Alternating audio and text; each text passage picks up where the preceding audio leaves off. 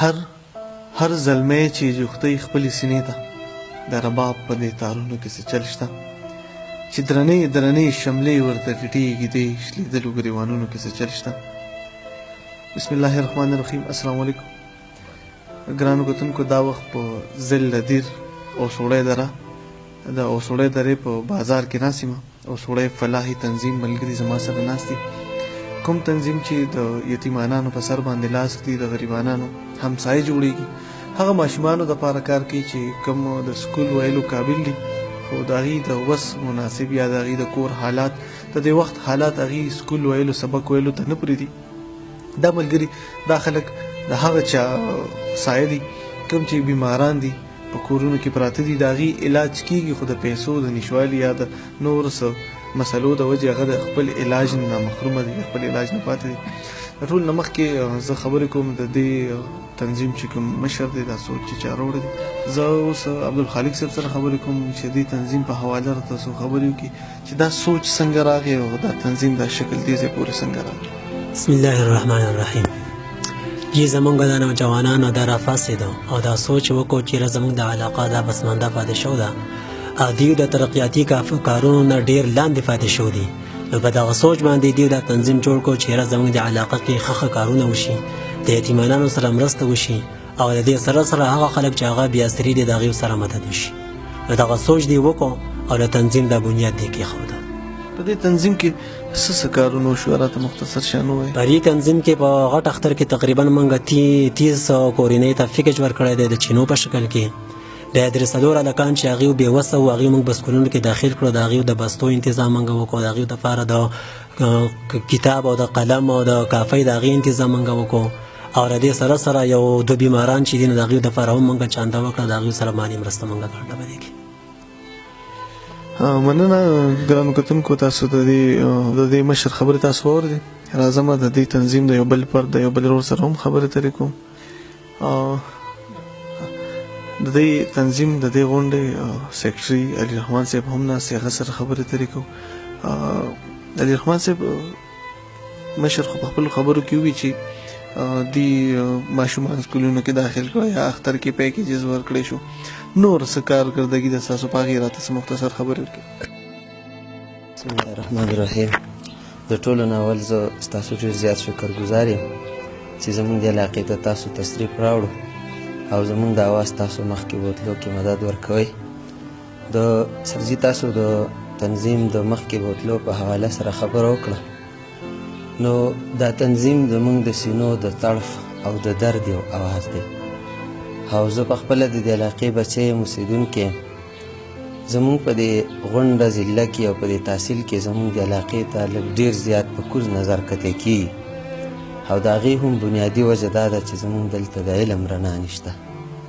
زیاتر زموږ زلمې په داسې اکټیویټیز کې اخته دي چې هغوی یا مزدوریانې کوي یا په نورو علاقو کې هغې تجارت کوي او دغې خلکو ته چې موږ کم فیري والا وایو دغې خلکو ته هغوی په سپک نظر ګوري نو بیا ټول زموږ د علاقې ته هم په دغې نظر کتی کېږي. نو زموږ د زړه دا درد دی چې یاره زما بچی ولې په پردۍ کوڅه کې ګرځي. نو زه به دا ویم چې زما د زړه درد دا وایي چې یاره زما هر بچی دی سکول وی زما هر بچی دی چاته محتاج نشي او دغه درد موږ راوچت کو او دغه نیګیټیو اکټیویټیز کم چې د بې علمۍ په وجه یا د تعلیم نه د لرېوالي په وجه باندې خلک کوي چې د خپل علاقې خلک د دغې نه موږ بچ کو. نو په دې غرض سره موږ په ایجوکیشن کې ډېر زیات لکه انټرسټ یو او موږ دا کوشش کوو چې یاره په دې علاقه کې کم ماشومان د سکول نه بهر دي چې دا موږ بوزو او سکول ته بوزو. او د کارونه چې وشو سکول ته ماشومانو داخلي شو کال مخکې به هم انشاءالله کېږي یا چې کوم تاسو دا اختر کې کوم پیکیج ورکړو د دې دپاره دا پیسې یا دا انویسټمنټ د کوم ځای نه کېږي. سرجي موږ د دې دپاره چې کوم زموږ ممبرشپ کسان دي او هغې ممبرشپ فارم ډک کړی نو په هغې باندې موږ په پر هیډ 100 روپۍ عانت د میاشتې راخستی دی او دغه موږ ریګولر ورکو کنټریبیوټ کوو انشاءالله د دغې چې دی نو زموږ کوم فاینانس سیکرټري چې دی سراج احمد صاحب هغه ته دا ذمهواري حواله ده چې هغه به د دې پای حساب به کوي. مطلب دا چې دته په میاشت کې څومره پیسې د ممبرز د طرف نه میلاویږي یا بل څوک داسې وي چې موږ له پیسې راکړي تنظیم له نو دا به موږ اول سراج احمد صاحب هغه په ریکارډ راولي او بیا هم دغه پیسې مونږ لګو د دغه ماشومانو د سکول په خرچه. د دې نه علاوه چې کم غریبانان دي نو د هغوی د کورونو ته د پیکج په شکل کې، او د دې نه علاوه چې کم بیماران دي نو د هغوی د اسپتال د غم او د علاج په شکل کې دغه پیسې مونږ لګو. زمونږ سره اوس موجوده 130 ته ممبرشپ رسېدلی دی، او زمونږ دا کوشش دی چې زمونږ د علاقې کې څومره کلي دي په هغې کې مونږ هغه ځېلې کمیټیانې جوړې کړلي. لکه دې نه مخکې زمونږ په رانګو کلي کې پروګرام شوی دی، هلته زمونږ ځېلې کمیټي جوړه شوې ده، او د هغې صلاح الدین او نصیر بھائی چې دی نو مونږ د هغې مشران کړي دي. نیکسټ فرایډې باندې زمونږ پروګرام په کوهي کې دی، هلته به مونږ داسې یو کمیټي جوړو چې د نوجوانانو نه به د هغې ممبرشپ اخلو، او بیا به د هغې هم 2 مشران انشاءالله جوړېږي، او په دې طریقه به دا جال مونږ د خپل علاقې ټولو کلو ته خورو. دا زمونږ اراده ده. مننه. کتونکو تاسو وینئ د ملګرو سره د هغوی په تنظیم او د هغوی په سوچ باندې خبرې شوې، دا خبرې هم وشوې چې دا سوچ راغې څنګه او دا سوچ ځي مخکې څنګه. کله چې زلمي دي جذبې لري، د جذبو نه یو سوچ پیدا کېږي، خو هغه سوچ له د شکل ورکولو دپاره او مخکې د تللو دپاره دا خلک یوازې کافي نه دي. دې دپاره د داد ورکولو دپاره دې سره ودرېدل پکار دي. دې چې د چا په سر باندې لاس دی، یو یتیم په سکول کې داخلي، یو غریبي طور سر ته جامې کپړې اخلي، یا هغې ته د هغې د بچو دپاره د رزق پیکج په شکل کې کور ته ورکوي، نو دا ملګري یوازې کافي نه دي. جمع راغی، دیره دی، یخه علاقه ده، یخني هم ډېره وي، غریبي هم ډېره ده. که چېرې تاسو د لږ څه په شکل کې دې ماشومانو ته څه جامې کپړې د یخنۍ دپاره یا یو بنې راولېږئ، یا لږې شان پیسې چې دې په دې ماشومانو ته څه کمبل وړستن ارینج کړي، نو دا خلک به ستاسو په مدد باندې مخکې ځي، ستاسو په مدد باندې به مخکې ځي. په دې خلکو کې به یو جذبه پیدا کېږي. دا جذبه به نور خلک هم دې ته مایله کوي چې هغوی هم داسې تنظیم جوړ کړي، داسې د چا په سر باندې لاس کېږدي. کتونکو لږ لږ امداد د دې ملګرو سره وکړئ چې دوی د خپل سوچ مخکې بوځي او د غریبانانو په خره شي. په دې تنظیم کې ټول ملګري دي، ټول ینګ دي، جذبه لري، خو یو ادبي ملګری د ادب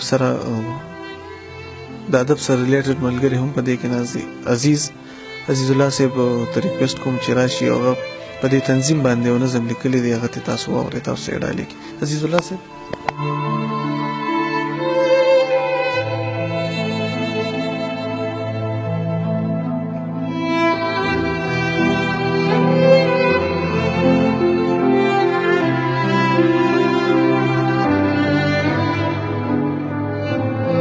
بسم الله الرحمن الرحیم.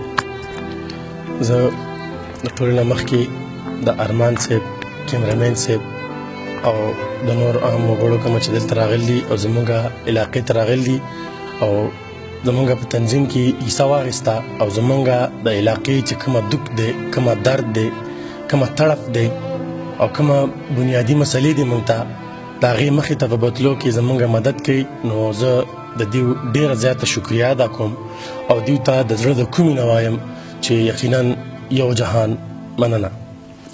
زموږ علاقه کومه چې په پسمانده لحاظ سره ډېره زیاته کمزورې ده، دلته ډېر زیات مسایل دي موږ ته، او د هغې مسایلو د حل کولو دپاره چې کومه دی موږ دا فلاحي تنظیم شروع کړی دی، نو یقینا موږ د الله تعالی نه دا دعا کوو چې الله تعالی به موږ په دې تنظیم کې، په دې فلاحي کارونو کې، ځکه چې زموږ په دې کې هیڅ قسمه څه غرض یا څه نشته، او موږ د دې علاقې، د دې قوم، د دې ملک، د دې وطن د ترقۍ دپاره کوشا یو. نو د دغې مصیبتونو، د دغې تکلیفونو چې کومه سمندر دی، نو دا ما د الفاظو په یو دغه کې را ټول کړی دی، نو زه که ستاسو اجازت وي نو زه به دا پیش کړم. وایي تنظیمه ته به چاته څه او چاته څه ښکارېږي، تنظیمه ته به چاته څه او چاته څه ښکارېږي، ما ته د قام د اصولۍ یوه ناره ښکارېږي، او دلته یتیم اوتر اوتر ګرځېد شلېدلی ګریوان، دلته یتیم اوتر اوتر ګرځي شلېدلی ګریوان، او ته کونډو رنډو یتیمانو لاسره ښکارېږي، او ستا عهدهدارو ممبرانو ته سلام کومه، ستا عهدهدارو ممبرانو ته سلام کومه، او ته د هر قسمه سیاست نه بېګانه ښکارېږي، او په غربت رنګ په غیرت ننګ باندې خپل سر ورکوي، په غربت رنګ په غیرت ننګ باندې خپل سر ورکوي. د پلاهي تنظیم ظلمو له یو چینه ښکارېږي او خیر دی اغیار که دې په هر ډګر زغملی نشي، خیر دی اغیار که دې په هر ډګر زغملی نشي. ته د اغیار په مخ سپېړه څه توده ښکارېږي او دلته بېوسه عجزانو خو چا هیڅ نه لیدل، دلته بېوسه عجزانو خو چا هیڅ نه لیدل. خدایګو د دغې غریبانو تلوسه ښکارېږي. او ارمان صاحب ستا به مقصد وي تل زمونږ د سیمې امن مدام، ستا به مقصد وي تل زمونږ د سیمې امن مدام. ته د مظلوم د زړه تابیا، ته د مظلوم د زړه تابیا یوه قصه ښکارېږي. او بس دی نور دغې لیډرانو نه هیڅ تمه مه کړه، بس دی نور دغې لیډرانو نه هیڅ تمه مه کړه. که په رښتیا د ترقۍ د جال نقشه ښکارېږي. او عزیزه ستا په شاعرۍ کې د قام غم وي مدام، عزیزه ستا په شاعرۍ کې د قام غم وي مدام. ته د خلوص نه ډک احساس او فلسفه ښکارېږي او تنظیمه ته به چاته څه او چاته څه ښکارېږي. ما ته د قام د وسوړۍ یوه ناره ښکارېږي. ډېره مهرباني، یو جهان مننه او ډېره